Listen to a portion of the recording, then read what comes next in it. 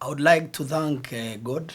I would like to thank our incoming fifth president, Professor Wajackoyah, our incoming deputy president, Madam Justina Wamai, and all our party officials for having faith in me and appointing me to the position of the spokesman and head of media for the Roots Party.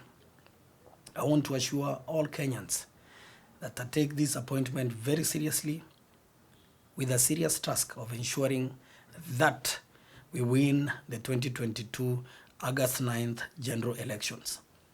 Very many people have called me, very many people have written to me, congratulating me, thank you so much. But there are also a group of people who have asked, why, Jaymo Ule Msee, why did you accept this appointment? And the reason why most of people are asking is because, you know, I'm a content creator. Wengine wanauliza sitaharibu brand, sijui tutafanya nini, sijui corporates wataacha kukupatia kazi, sijui utaharibu content. I want to assure everyone that our content creation will still go on. But the most important reason why I took this appointment is because the people of our generation needs to make some serious choices and decisions right now. And I say this statement informed by the fact that our parents, most of our parents, wenye wametuzaa sisi, wengi wao, they have lived average lives since they were young people, mpaka saa hii wengi wanaishi bado maisha ya kawaida. And the reason why that happened is because at the peak of their careers, at the peak of their youthfulness, this country was being mismanaged by a bad government that never cared about the opportunities for young people, that never cared about the country. What they only cared at that time is stealing and enriching themselves to become who they have become. And it is very evident, you can see. And I don't have to refer to which administration was there. All of you can relate and you know that. And I sat down and I said, sasa kuko na uchaguzi. Our generation, we are at the peak of our youthfulness. We are the peak of innovativeness. Tuko kwa peak za career zetu. If on 9th August we get a bad government to be elected into power, this is what will happen. Chukua kalamu na karatasi nikwambie what will happen.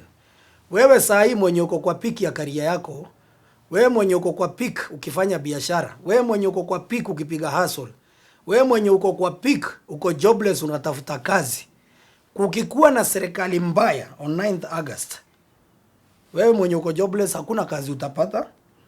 Wewe mwenye uko na biashara, there will be no conducive environment for you to continue doing business.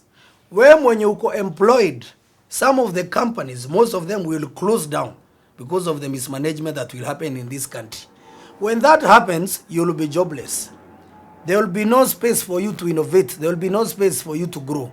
So what will happen is, hii maisha yenye tumebagia, tutaingia sasa kwa shida.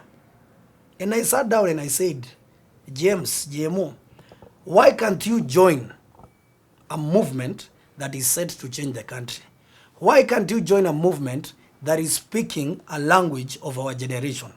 And people might confuse the language of our generation is bang. No. Our incoming president, Professor Wajackoyah, is very clear. He is saying, let us cultivate industrial hemp, like very many rich nations and developed nations of this country are doing. Then this industrial hemp to be exported for medicinal use, for industrial use, to be used as raw materials for some people producing some things. And once we do that, we get a lot of resources that we'll use to offset debts, to bring development to our country, to do the so many things that wengine hapo wanashinda wakiambia tutaweka sijui ngapi, sijui tutafanya. Actually, if you look at all our competitors, there is nobody who have said how they will create money for this country. You understand? And we can understand because most of them, ukiangalia zile vitu ambazo zimewatajirisha na vitu ambazo wamefanya, si mambo ati ya innovation ama biashara. Most of them, probably they have gotten rich because of the access to power, access to connections, access to networks. So they don't understand the art of innovation. They don't understand the art of setting up a business and creating revenues without, wengi wao wamezoea mambo ya deal. Nipige hii deal. But it's only Professor Wajackoyah and Justina Amai who are saying we have a way that we can make money for our country and this money can be used to do XYZ. Hao wengine ni tutaweka, tutafanya, mastori mingi sana na hadithi. I want to be clear because there is a fear and some of the propagandists from our competitors are out there saying watu wanataka kuleta bangi kwa inchi, nini mambo mingi. I want to tell especially parents. Kuna parents wengi wako worried. Even right now as you speak, there are so many people who are smoking bang in this country. There is a lot of bang in this country that people are smoking. So whether Wajackoyah gets into power or not, people will still continue smoking bang. But Professor is talking about industrial hemp. And na sababu Google ilikuja na technology iko tuko na internet, unaweza nunua bundles, you can Google some countries like Canada, America in California, you can even our neighbors here in Rwanda. Actually, Paul Kagame, the president, has set a part of land for piloting so that they can see. Juzi pale kwa Museveni, they exported 400 kilograms to Germany for medicinal use. So ukiangalia, tuache kuiangalia na ile macho. You know, when we were growing up, tulikuwa tunaambiwa watu wa bangi ni wenda wazimu nini. Yes, there is a serious problem of drug abuse in this country, which needs to be checked. And we have the relevant laws and rules to work on that. So what we are saying as a party is we want to take power to fix the country. And part of our manifesto, kuna watu wanauliza nyinyi mnasema mtaua watu corrupt, mtasema msijui will hang. Yes, we have to hang those people. And let me give you an example. Somebody who steals money meant for hospitals, that makes your grandmother, your aunt, shushu yako, auntie yako, sijui kazini yako, mwenye yako kwa village, akienda kwa level 2, level 3, level 4 hospital, ama level 5 hakuna madawa because somebody stole. There is no equipment for a mere x-ray, ama MRI, ama kitutu kidogo, because somebody stole that money. Bought a V8, build apartments, bought a very nice house, nini, na huyo mtu bado anakuja anatuomba kura na sisi tunampatia. Huyo mtu, wale watu walikosa dawa kwa hospitali walikufa. They died. So yeye mbona hakuwa ana enjoy pesa ambayo ameiba? Huyo mtu deserve to be hanged. Mtu anapewa barabara ajenge, tenda ya 1 billion. Anatumia 100 million, hii 900 million ingine anakula yeye na mastuji wake na wale watu ambao waliconnect yeye kwa kazi. Accidents start happening on that road. People die. Wakitoka marorasho, wakitoka mazishi, wengine wakiwa kwa mabasi, watu wengi sana wanakufa. Then you want us to negotiate with such kind of a person. We are saying anybody who is stealing from the public coffers deserve to be hanged. And that's clear. Watu wanaiba pesa ya madams, wengine wanaiba ya sijui pesa, masks, makemsa, manini. Yani, you sit down and these people come to our TVs sometimes to lecture us, to tell us who we should elect because they don't like so and so, because so and so akiingia hawataweza kuiba vizuri venye probably wanaiba. Tunasema hao watu, they deserve to be hanged. So that the opportunities in public service, whenever someone is given an opportunity to serve in our public service, anaenda kufanya kazi ama masema, mimi hiyo kazi sitataka kwa sababu niko na tamaa ya kuiba ama niko na tamaa ya kutajirika haraka, nitakula mali ya umma. Those are clear things that we are saying that we must do as a country. Na lazima tujiulize, our generation, if you are 40 years and below, ask yourself, in the next 10 years, where will you be? In the next 20 years, where will you be? Watoto wako kama utapata watoto, wewe mwenyewe, venye unajiset kwa maisha yako, 9th August, tukichagua mtu ambaye ataangusha economy ya Kenya, na wako kwa ballot, na wengine mnawapenda sana, what will happen is, you will stagnate. Ama hiyo kitu uko nayo, itaenda chini. And that's what will happen. Wherever you live, just know you will go down. Your living standards will go down. And kuna watu wanasema tunauza uoga. Hatuuzi uoga. Unajua, iko watu wengine watasema tunauza uoga. Sisi hatuuzi uoga. We are just merely speaking facts. And I want to tell you, some of these people are pretending now that watakuja kutuonyesha kutengeneza pesa kama vijana.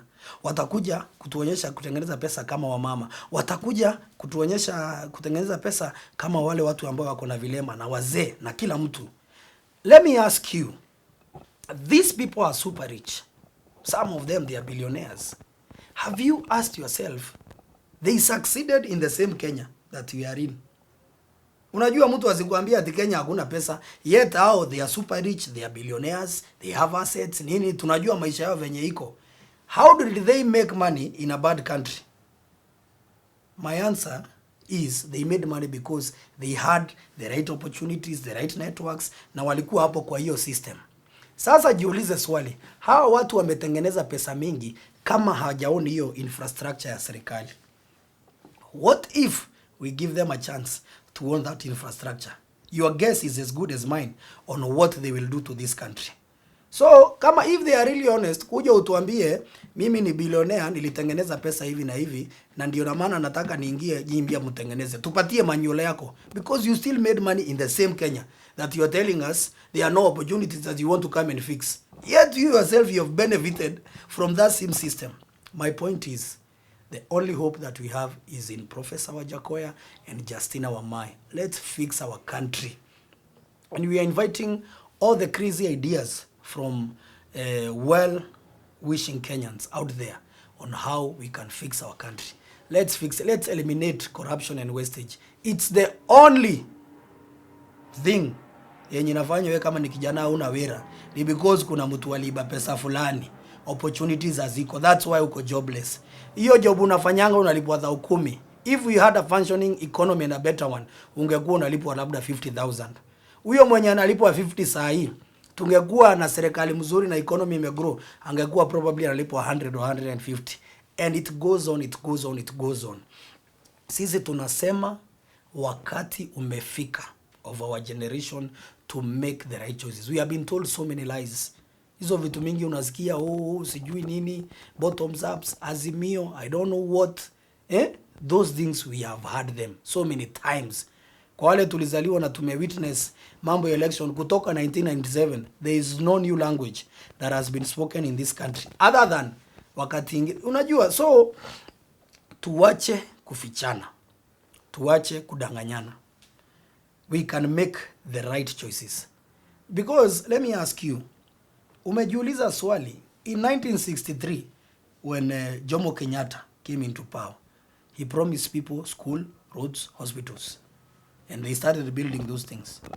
Moi, same things. School, roads, hospital. Na wakafanya. Kibaki akakuja, school, roads, hospital. Until him, yeye alijenga. Unaona? Uhuru Kenyatta and William Ruto, school, roads, hospital. Barabara wamejenga. Na mashule na mahospitali wameongezea. I am asking a question. Our generation, that's not the language. In any case, schools, roads and hospitals, zinafaa kujengwa at any time, whether we have a government or not. Those are basic amenities in our country that should be constructed. And every year we have budgetary allocations for those things. So my appeal to my generation is that let's do this.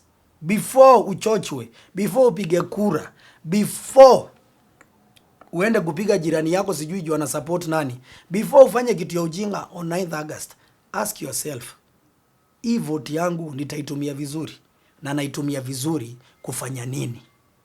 You understand? And I will tell you, if you have to use your vote wisely, vote Professor Wajackoyah, vote Justina Wamai as your next president and deputy president respectively. Thank you so much.